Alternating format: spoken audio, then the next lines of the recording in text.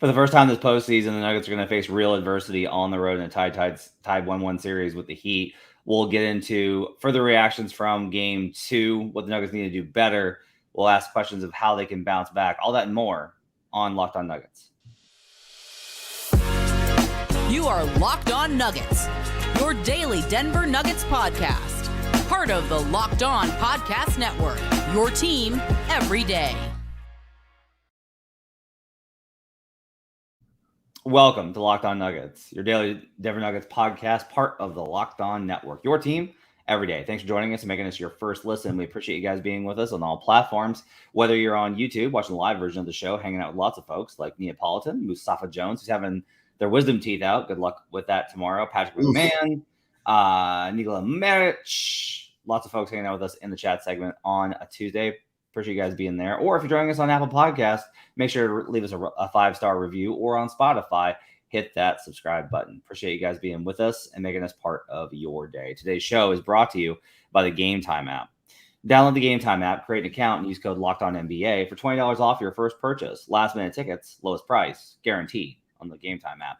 My name is Matt Moore. I'm the senior NBA writer for the Action Network, joined by Adam Mares, director of content, DNVR. Check out the pre- and post-game show for every Nuggets game and Nuggets content on the daily over at DNVR. Check out the DNVR bar if you're looking to watch Game 3 of the NBA Finals between the Miami Heat and the Denver Nuggets on Wednesday night. On today's show, we'll get into some further thoughts off of Game 2 after Adam has done a further rewatch. I got a little bit of film work in yesterday at the airport. I am coming to you from Miami, Florida, a rainy and bleak Miami, Florida, which is endlessly entertaining to me, given the weather that beset the national media in Denver as well.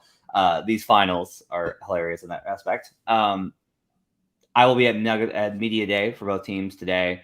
I might do a show later, kind of giving my thoughts on what I heard at Media Day. We'll see if I can get that one in tonight before. Is it called Media Day again? I think so. It's not just media availability; it's another Media Day. Yeah, I don't know. We call it Media Day because it's more media than it is any like work for them, because they have film. They have film and they get their actual work in, and then it's really hilarious because it's like they have this prescribed time of like an hour where they're quote unquote practicing, but they're in there way earlier than that. And then they have the last 30 minutes is supposed to be open to the press. It's supposed to be open to the press. So you do the thing where like they come in out of the back where they've been doing other like film work, and then they're like doing shooting games or calisthenics. Like it's just such a joke. Like they're not going to show us they're not going to show David Allen putting them through the paces on how they want to defend pick and roll. It's just like there's no point in it. All right, let's start here. So you've done a rewatch. I want you to kind of guide the segment and go through some of the things that you noticed on rewatch and what really stood out to you when you dug into the film off of Game 2. Well, the big thing for me is, Kevin Love starting allows Jimmy Butler to guard Jamal Murray. And let's just start there. He's a heck of a defender, and he is the type of guy, Jimmy Butler, that controls the game with his defense, meaning he controls the tempo of the game by understanding where Denver's rhythms come from and disrupting that rhythm. So Denver, even though they scored at a really high level, being able to take away the main pick and roll option with Jokic is obviously why that game felt so clunky.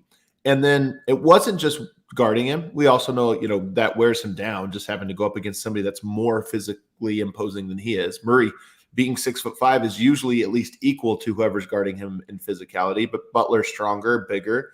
But then the other way, we talk about this series being so much about cross matches. There's a lot of, if you don't score, odds are Murray's going to be matched up with Jimmy Butler in transition, which just throws Denver's defense off and their defensive rotations off. So that was the number one thing. In terms of, adjustment, there's a lot more.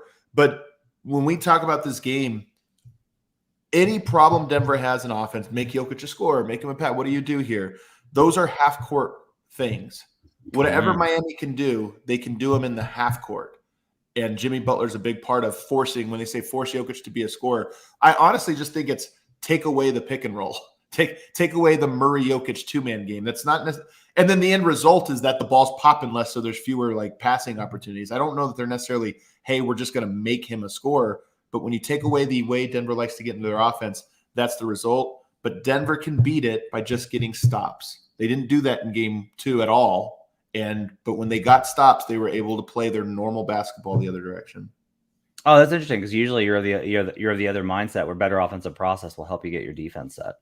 Like you're I know, no. It's both, Matt. I always my thing is that I don't like separating the two as two wholly separate things. Mm-hmm. One can disrupt the other either direction.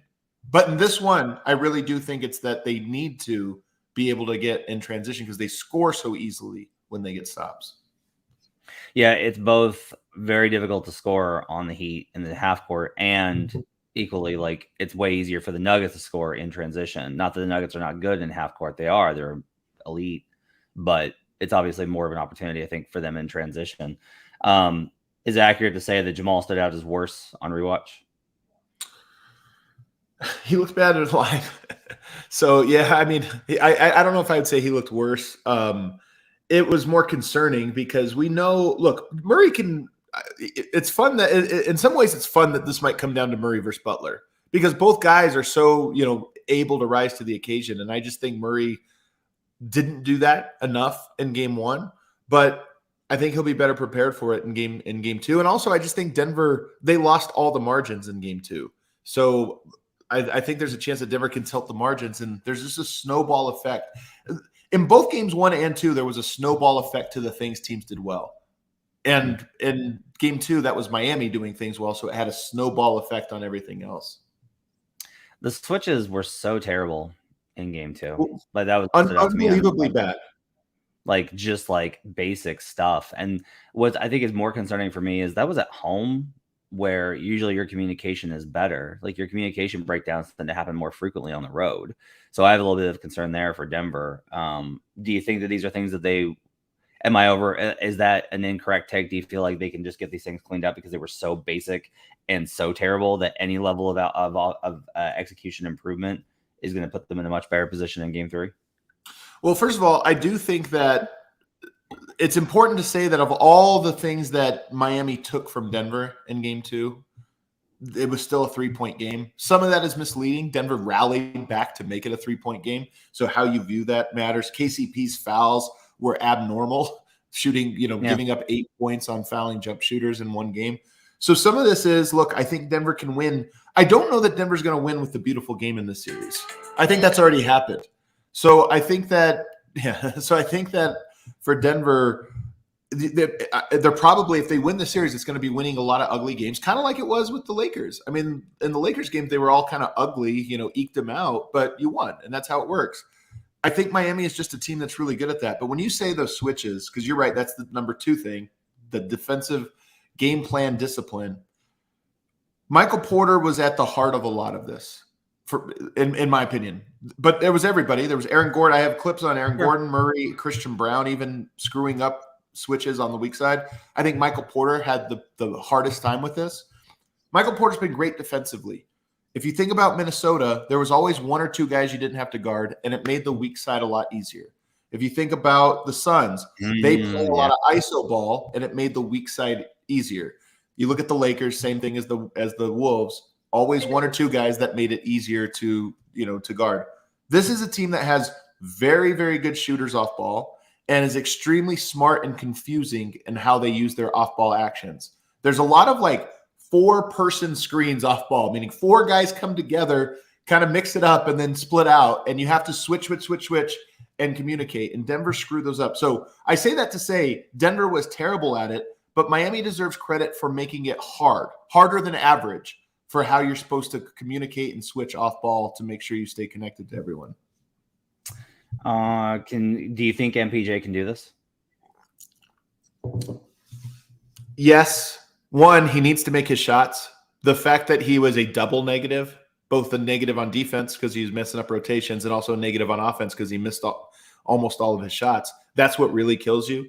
He needs to make his shots on offense to make an impact on the game. Again, you can force the other team to doubt their plans when you're doing the parts of your game that are supposed to shine. But I think Bruce Brown, when we talk about defensively, him and Christian Brown are actually 2 guys that don't make mistakes like that. They, generally speaking, read those types of things and can guard their guy. So my answer is yes. I don't think you make a lineup change or anything like that. But I do think, and we saw this in game 2, Michael Malone needs to be more willing to go to these other guys if Michael Porter doesn't play better in game 3. Oof. Man, I don't know.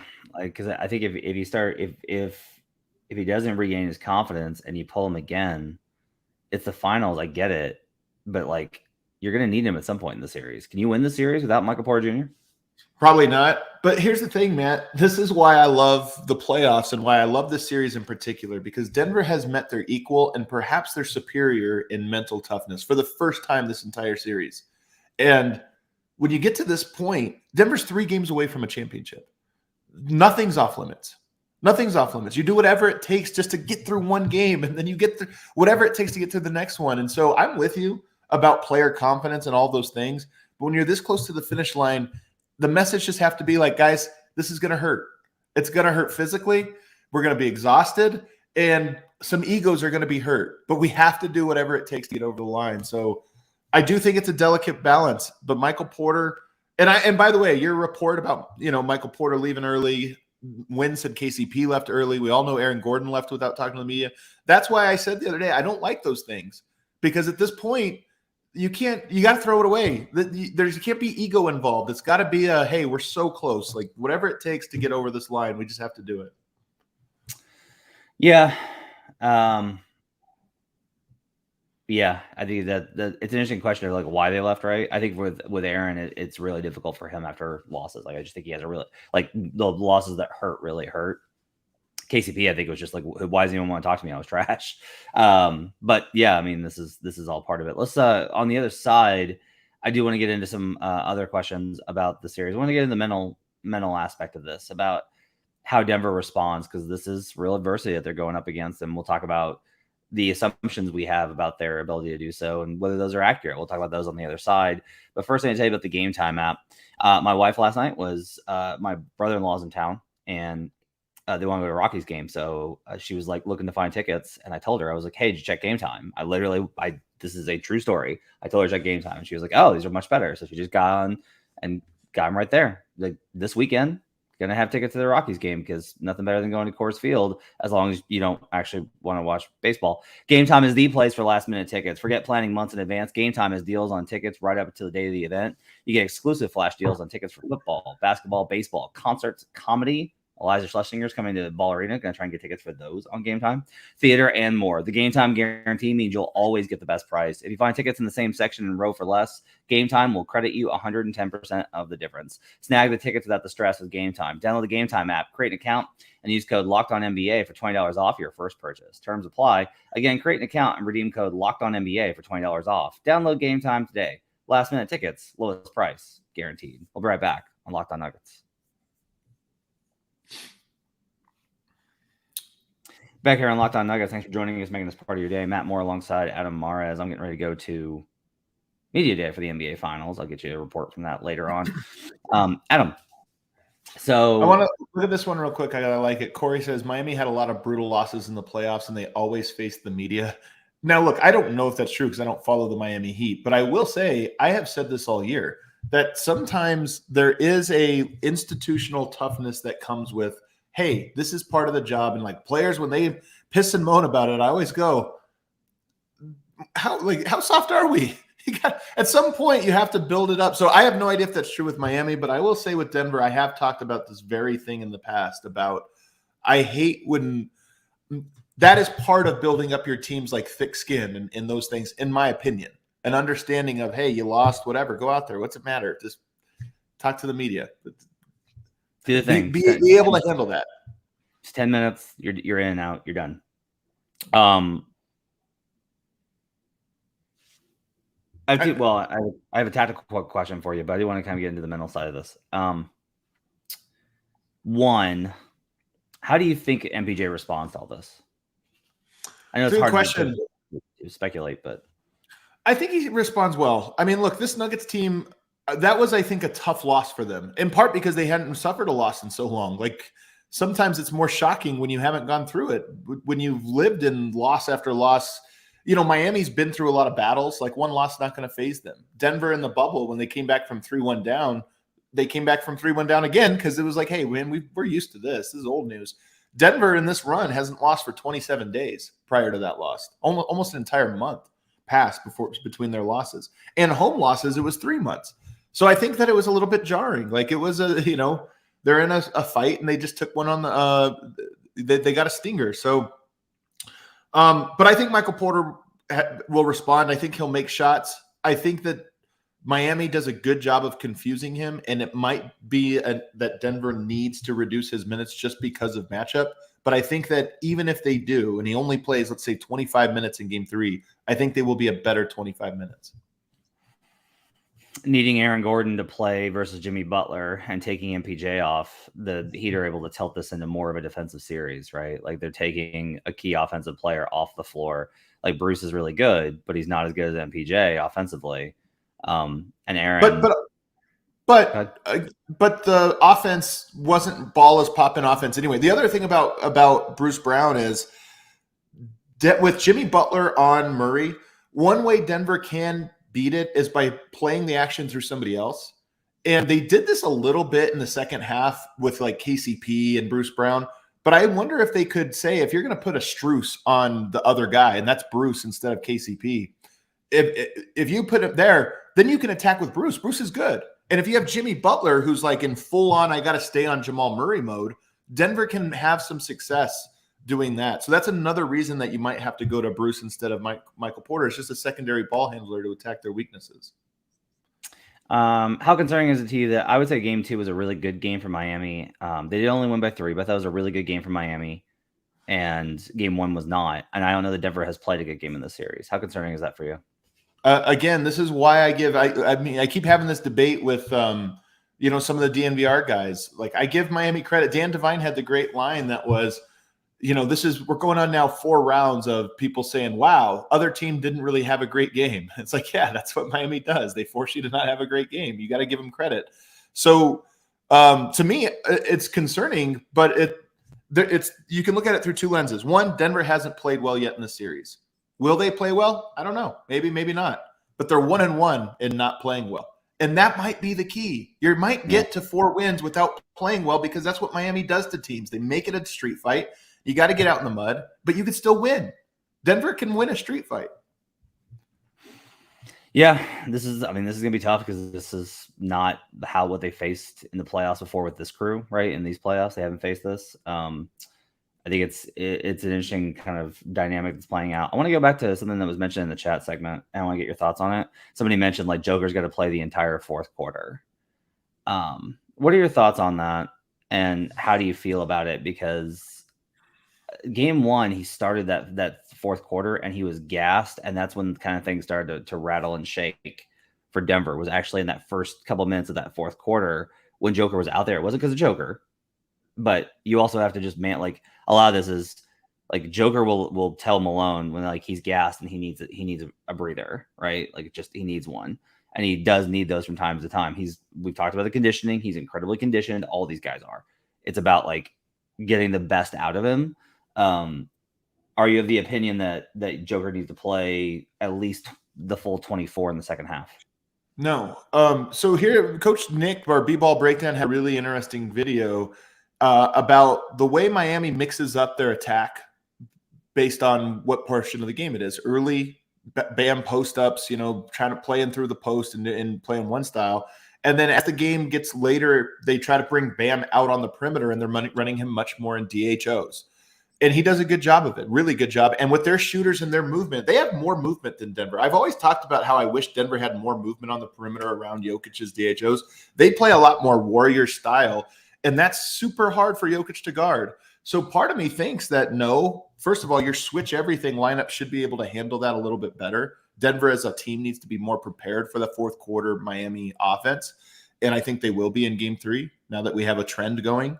But Jokic needs to be rested and then to dominate his minutes. And that's probably 9 minutes, not 12. He needs to dominate those, though, and especially dominate them on the offensive end to be able to play in a set half court. So no, I don't think he needs to play 24. I don't think he can. The series is too exhausting and too tough to say just ride him the whole way. That's a game 6, game 7 if you needed adjustment, not a game 3. On the other side, I want to get to this question from Andre Lewis's comment, rather. Denver should attack the Heat shooters on defense and get them in foul trouble. I want to talk about that and how to maybe reverse some of the tide that the Heat have gained going into Game 3. We'll do that on the other side. But first, I need to tell you about the $1 million daily Superflex promotion at PrizePicks. Every day of the NBA Finals, one PrizePicks user will win a chance of becoming a millionaire. One entry placed after 8 a.m. Eastern will be randomly selected each day, and whoever places that entry will be given a 6-pick flex with the following payouts. If you get 6 right, you get $1 million. $1 million. You get 5 right, you get $80,000. You get 4 right, you get $16,000. Full details can be found at prizepicks.com/million. You must opt in at this link to be eligible for the $1 million entry. Once you opt in, all you have to do is play the game like normal, and you could be the lucky winner. Download the PrizePicks app or go to prizepicks.com to sign up and play daily fantasy sports. First-time users can receive a 100% instant deposit match up to $100 with promo code LOCKEDON. If you put in $100, they'll match you with $100. Put in $50, and they'll match you with $50. Don't forget to enter promo code LOCKEDON at sign up for an instant deposit match up to $100. PrizePicks is daily fantasy made easy. We'll be right back on Locked On Nuggets.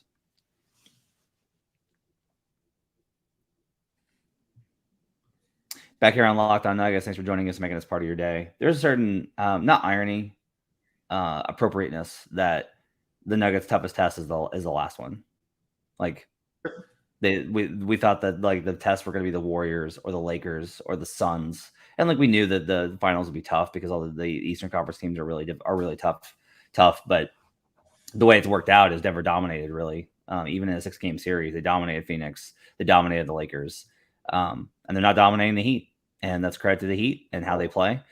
People have really, people have been frustrated with my discussion of the 3-point percentage from Miami. And like what I've tried to explain is I'm not just saying like they just hoisted up shots.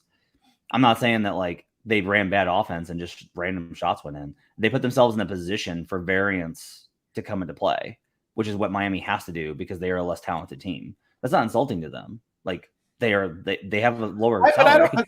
The reason I would take exception to it, Matt, is to me, like, they won because of all the other stuff they do, and they made threes.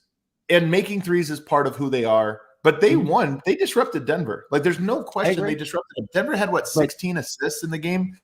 That to me is as important as the 3-point shooting. But the thing is like they did all of that. But if they don't have an outlier 3-point performance, they lose.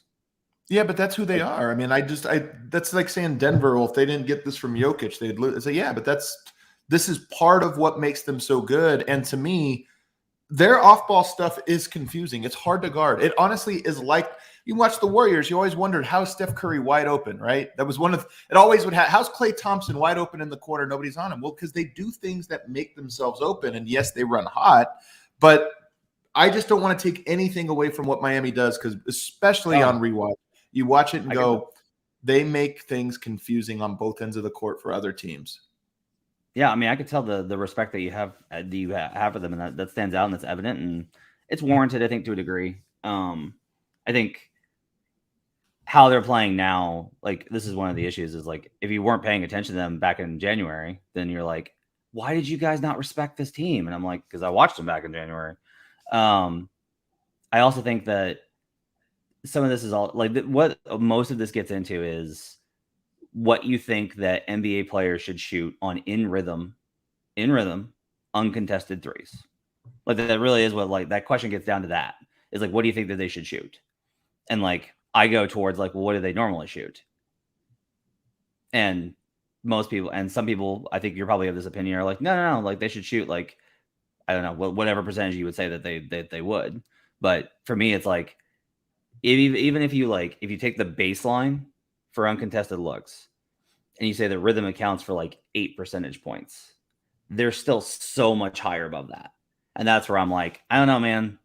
Like, some of that is like, you have to count on guys like NBA teams are just not going to shoot. Like, there is this kind of this idea that NBA guys will shoot 80% on in rhythm open looks, and like, that's just not accurate. That's just not what happens. Even in practice. But Matt, this was their 5th best 3-point shooting game of the playoffs, and only ahead of another game by 0.001%.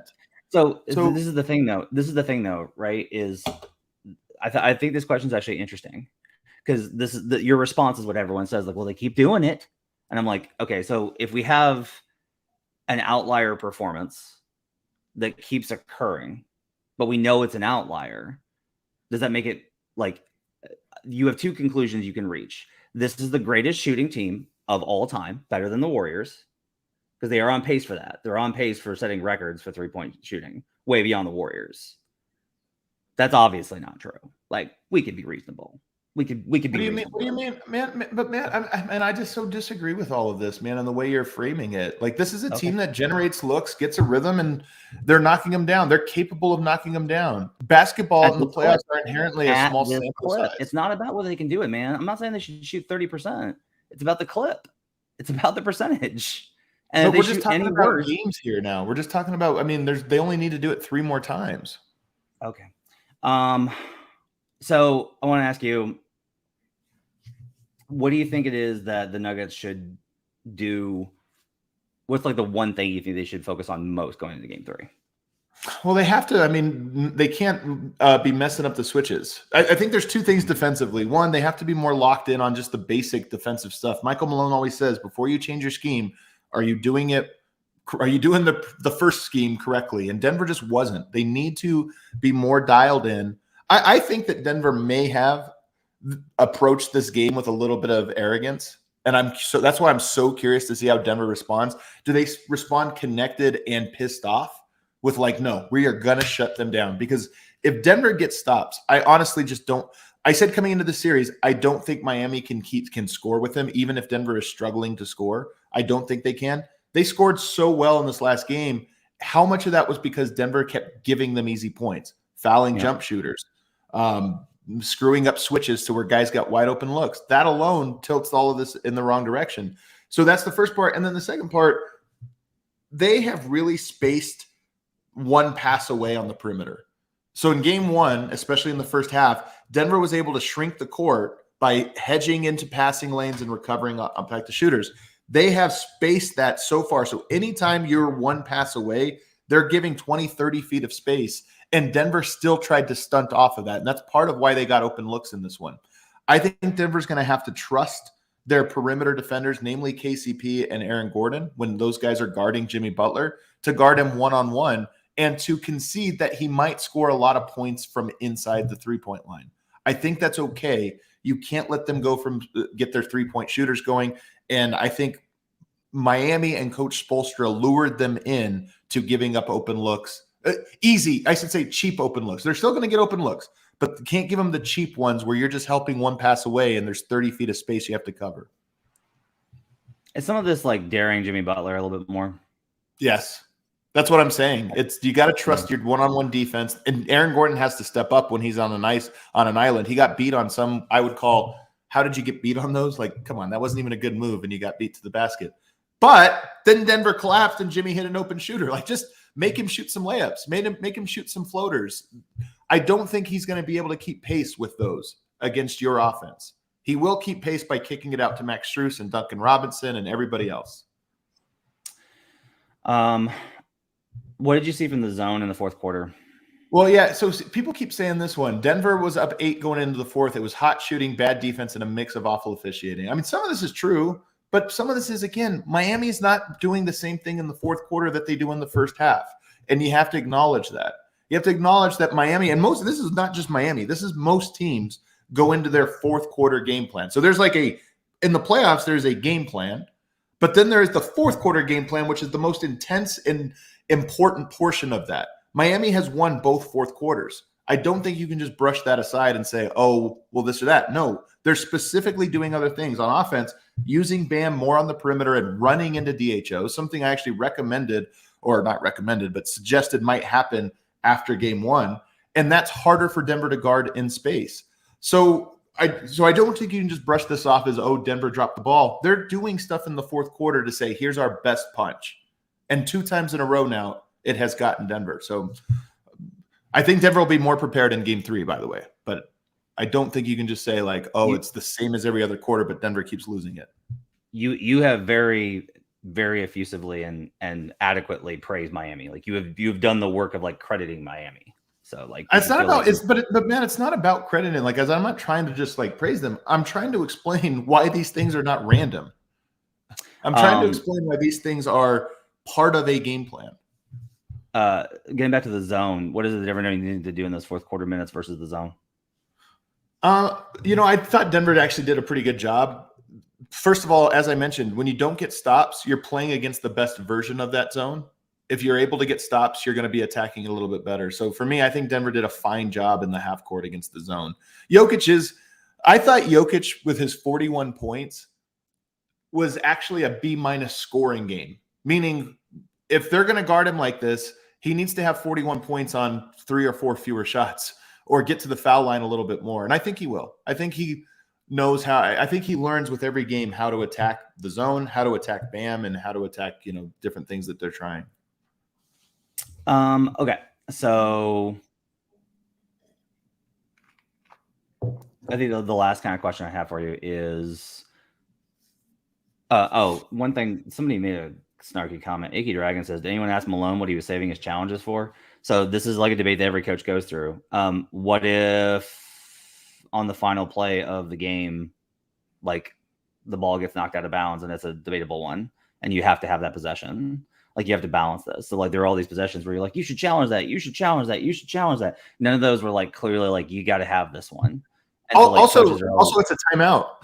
Sometimes you can just use the extra timeout. Yeah. And so like that balance, I think, is really important. Like, yeah, it would have been great to get one of the 3 50-50 calls in the third quarter back for sure. Is that the time to use it? Probably not. I don't think so. Well, the bad calls where Jimmy Butler stepped on the line out of bounds and then passed it to Max Strus for a 3. That was a painful one, but there was no whistle. You can't challenge it. And the goaltend, no whistle. You can't challenge it. So there were other calls, but like the Jokic foul on Gabe Vincent, I think that was a flop. I don't think it was a foul on Jokic, but if you challenge that, do you win? And it's like, that's one that's like, that's kind of tough. And what's the end result? If you win it, you just get a sideline out of bounds. So there's a lot of Malone had 5. Aki says Malone had 5 points he gave up by not using the challenge earlier. Guess what? There's going to be calls that there's going to be calls that you would have won the challenge with. They're going to give up points. Like, it wasn't just those 5. I actually think analytically speaking, I think using your challenge to save points is the best use no matter when it is. But I also understand a coach wanting to use it to save a foul for your star or something. I think if it's an AM1 and a key point in the game, for sure. Like, I think but I don't remember. But no, I say even if it's not a key point in the game, again, mathematically speaking, if you save points, it's probably worth it. All right. That's going to wrap it up for Locked On Nuggets. Thanks for joining us. Appreciate you guys being with us today. We'll be back tomorrow. I'll try and get in a show that does a look at what media day was like today at Miami's Kaseya Arena today in Miami. We'll be back tomorrow, and we'll do a final look at Game 3 heading into the biggest game of the season again for the Denver Nuggets. Thanks for joining us. Make sure to rate, review, and subscribe. We'll see you guys again next time on Locked On Nuggets.